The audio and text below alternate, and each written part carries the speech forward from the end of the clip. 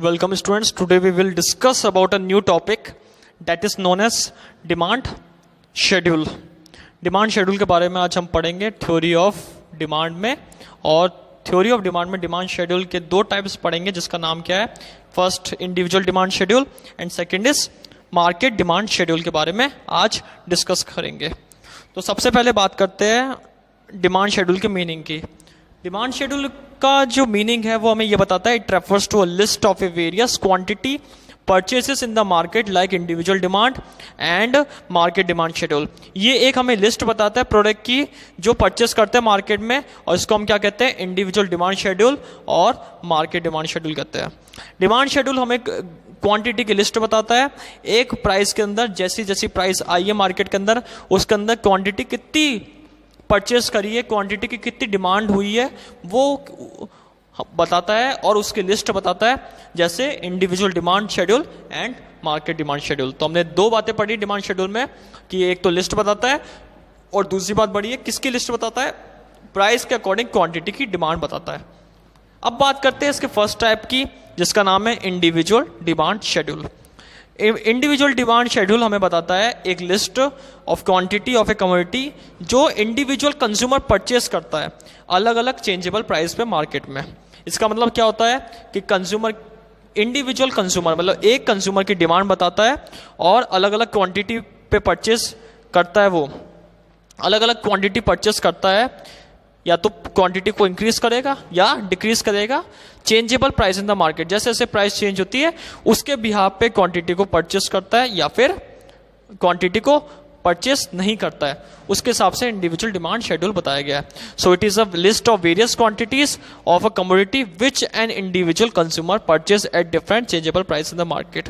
ये लिस्ट बताता है अलग अलग क्वांटिटी की, कमोडिटी की जो चेंजेबल प्राइस पे मार्केट में अवेलेबल है।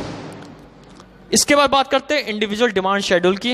ये एग्जांपल दे रखा है, इसका प्राइस दे रखी है और कमोडिटी ले रखा है।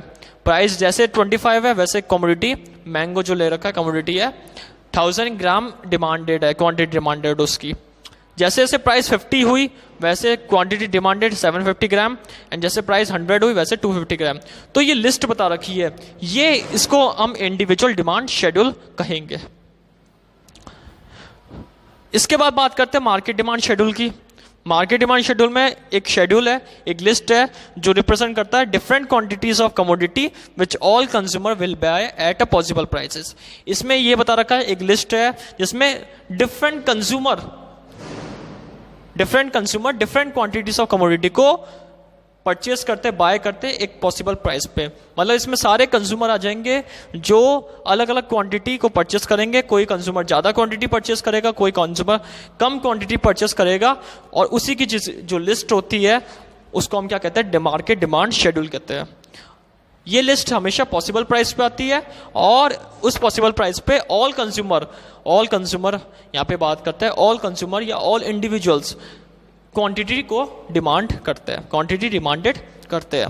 ये मार्केट डिमांड का शेड्यूल बता रखा है, मैंने मार्केट डिमांड का जो प्राइस दे रखी है उस प्राइस पे मिनिमम, ये मैंने बताया था पिछली वीडियो में बताया था कि मार्केट डिमांड में कम से कम 2 पर्सन्स या 2 इंडिविजुअल्स होने जरूरी है। 2 या 2 से ज़्यादा, 2 और मोर पर्सन्स या 2 और मोर इंडिविजुअल्स होते हैं, एक अवेलेबल प्राइस पे मार्केट के अंदर क्वांटिटी को परचेस करते हैं, और उस क्वांटिटी को जब टोटल करते हैं तो हमें क्या मिलता है, मार्केट डिमांड मिलता है। तो मार्केट डिमांड शेड्यूल का एग्जाम्पल दे रखा है जिसमें मार्केट डिमांड शेड्यूल एक पॉसिबल प्राइस पे क्वांटिटी डिमांड करता है कंज्यूमर। तो आज हमने दो बातें पढ़ी है डिमांड शेड्यूल की, एक तो इंडिविजुअल डिमांड शेड्यूल और मार्केट डिमांड शेड्यूल। और अब आगे की वीडियो में मैं आपको इसके बारे में, डिमांड कर्व के बारे में, डिटर्मिनेंट्स ऑफ डिमांड और लॉ ऑफ डिमांड के बारे में और उसके आगे डिस्कस करूंगा। Thank you.